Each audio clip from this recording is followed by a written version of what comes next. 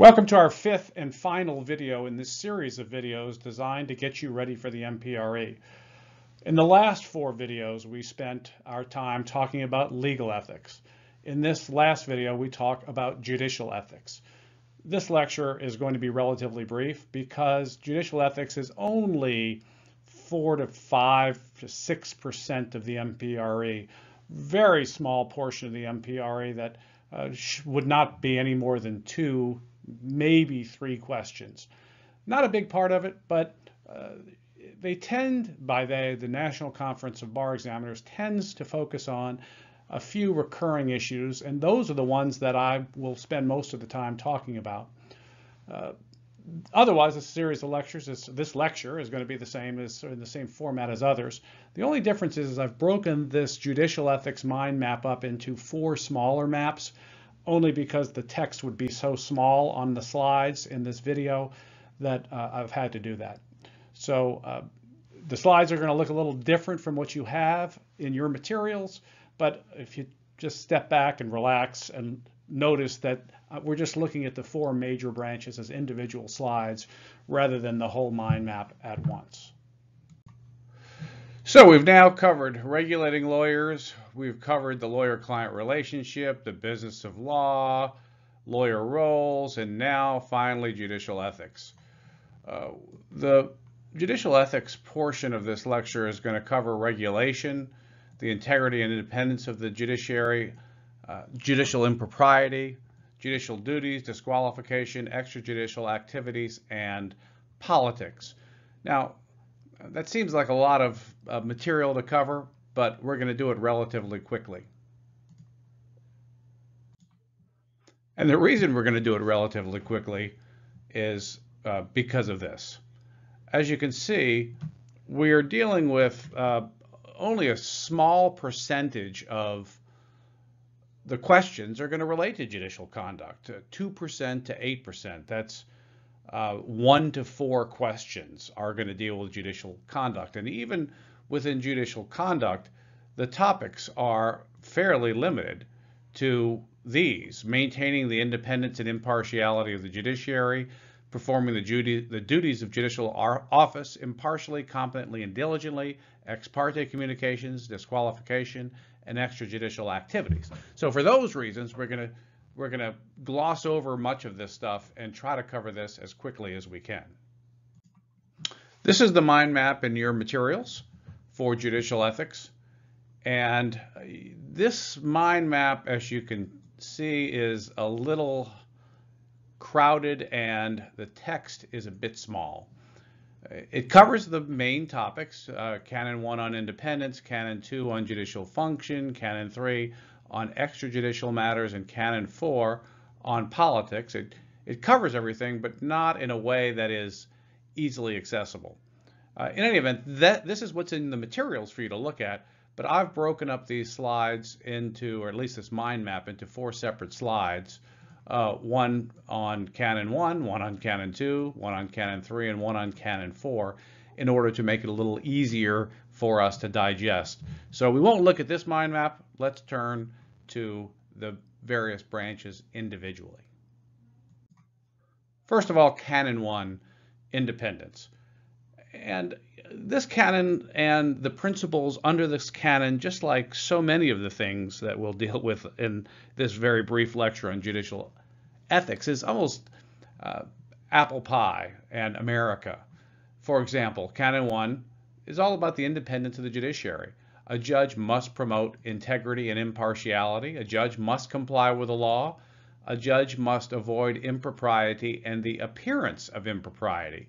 This is something that you don't find in the lawyer codes, a prohibition against mere appearances, but for judges, appearances make a tremendous amount of difference.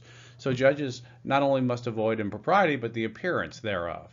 And then finally, a judge must not use the prestige of her office to advance any personal or economic interests of the judge.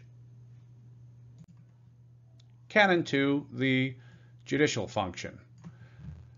Judges must be judges first, and their judicial activities must take preference over all of the judge's other activities.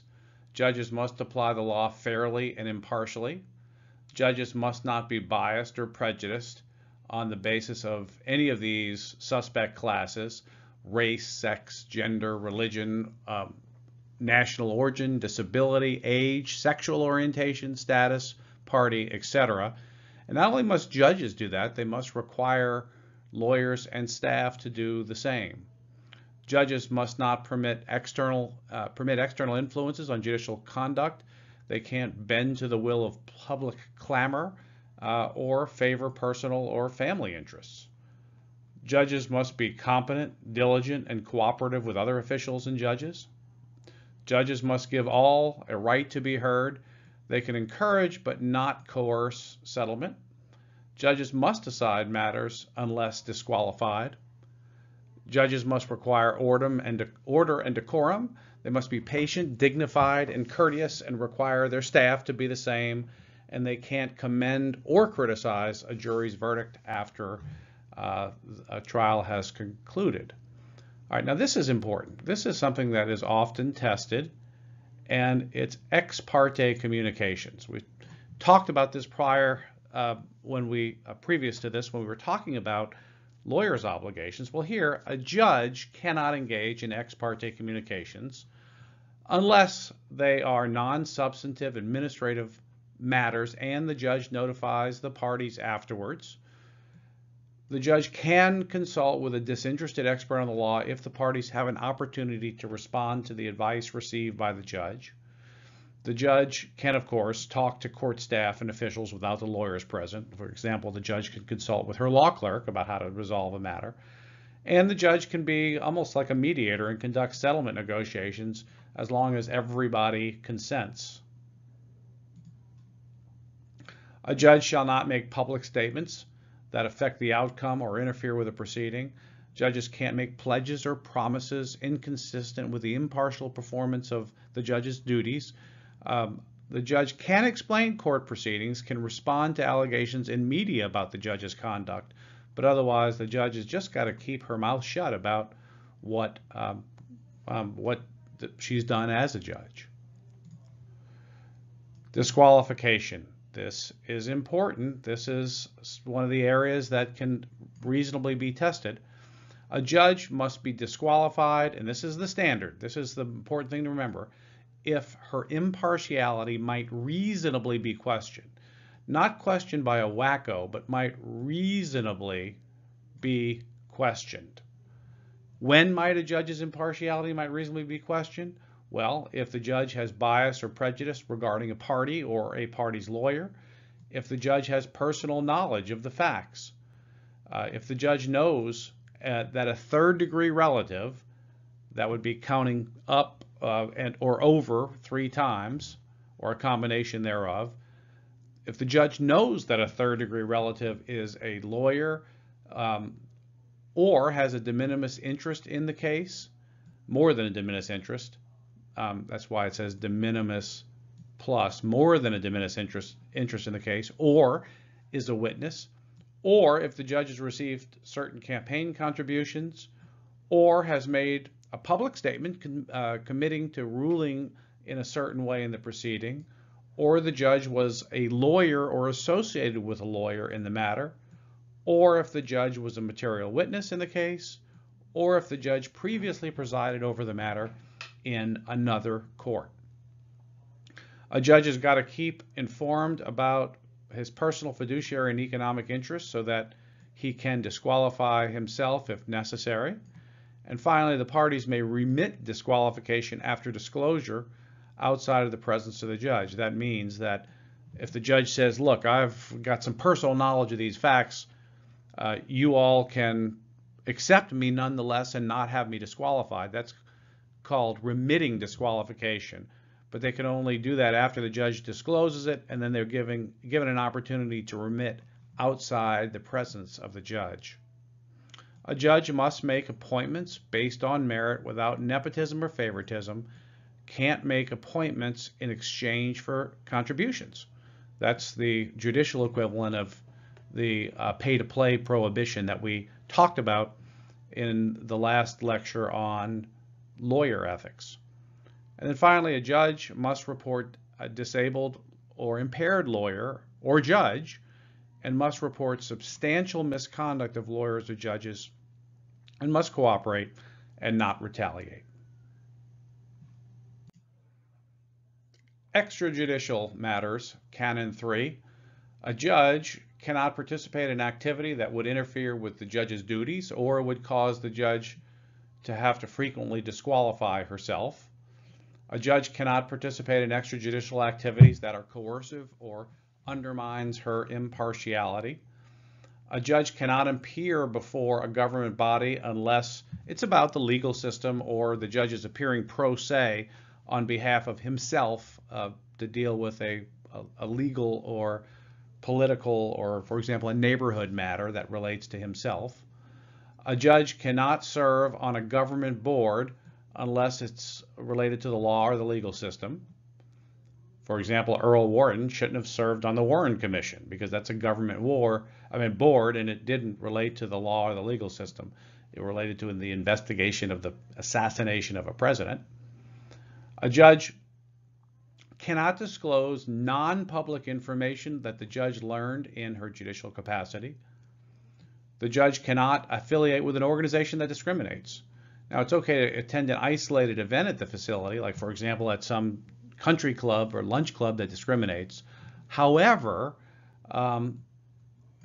just one isolated event is fine, but the judge cannot be a member of such a club. Fiduciary positions, like, for example, being a trustee, a judge should not be a trustee or a board member except for a family matter, as long as it's not going to interfere with the judge's judicial functions. A judge cannot serve as a private arbitrator or mediator. A judge can't practice law, but he can give family members legal advice. As to the judge's business activities, he can manage his own investments and his family's investments, but he can't serve as an officer of a business entity unless it's family related. Judge can't engage in financial activities that lead to frequent disqualification or interfere with the judge's judicial duties. The judge cannot engage in financial activities with lawyers likely to come before the court. It's okay, as from a standpoint of extrajudicial conduct, for a judge to participate in legal, educational, civic, and religious organizations. He can solicit funds from his family and other judges, but not from others, people other than other judges in his family. A judge can encourage lawyers to do pro bono. A judge can be compensated, can receive extrajudicial compensation if it does not undermine his independence and integrity. A judge can be reimbursed for expenses of himself and his spouse if the extrajudicial activity is permitted by the code. Like, for example, the judge can go to CLE programs and present at CLE programs and be reimbursed for the judge's expenses. However, the judge typically must report that his expenses were paid. Judges cannot get gifts or make loans if illegal or if it appears to undermine the judge's independence and integrity.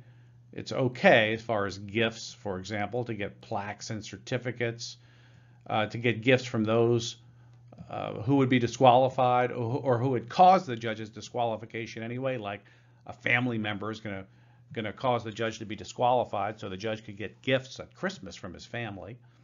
The judge can get ordinary social hospitality, like a beer at somebody's house. And the judge can get things just generally available to non-judges, like free samples at Costco, for example. And finally, judges as politicians in politics. A judge can't hold office in a political organization, make speeches, endorse candidates, make contributions, attend political events, be a candidate for non-judicial office, seek endorsements from political organizations. Again, the judge has just basically got to stay out of politics. A judge cannot personally solicit contributions, even if the judge has got to run for office. He's got to use, and he can't use campaign contributions for private benefit or use his court staff to campaign. During the course of a campaign, a judge can't make knowing or reckless false statements. A judge can't make a pledge inconsistent with the impartial performance of the adjudicative duties of her office. And you'll see, like when Supreme Court judges or prospective Supreme Court justices are appearing before the Senate Judiciary Committee in confirmation hearings, they will often say that they can't discuss an issue because it's likely to come before the court. They can't pledge to vote one way or the other way on a matter that's likely to come before the court. That would essentially prejudge matters, and they're not allowed to do that. A judge can seek personal endorsements when the judge is running for office, and the judge can raise funds, but only through a campaign committee. Although it seems a little silly, that puts a little distance between the judge and the potential donors. Well, that concludes our discussion of judicial ethics, and it also concludes this particular video and this series of 5 lectures. Over the course of this significant amount of time on these lectures, we've covered a wide range of legal and judicial ethics issues. I think we've covered everything that you need to know on the MPRE. So how you do on this test really at this point becomes your responsibility. You need to make sure that you know this doctrine cold, that you know the substance of these rules. Of course, you don't have to know rule numbers. No one's ever going to test you on those, particularly on this multiple choice MPRE test. But you need to know the doctrine cold, and not more important, but just as important, is you need to work through some practice MPRE questions. As I said at the very beginning of this series of lectures, there are lots of questions out there. You can get free questions from Barbary. You can probably get free questions from Kaplan and other bar preparation courses. But most importantly, you can get a few free questions from the National Conference of the Bar Examiners MPRE site, but you can also pay, price is usually around $35, to download several practice test questions. And the nice thing about those questions is as you get them wrong, the algorithms help walk you through why you got them wrong. So please don't go into this test when you take it cold, having never worked through some practice problems. Work through some practice problems, know the doctrine, and I'm sure you'll do fine. So good luck to you.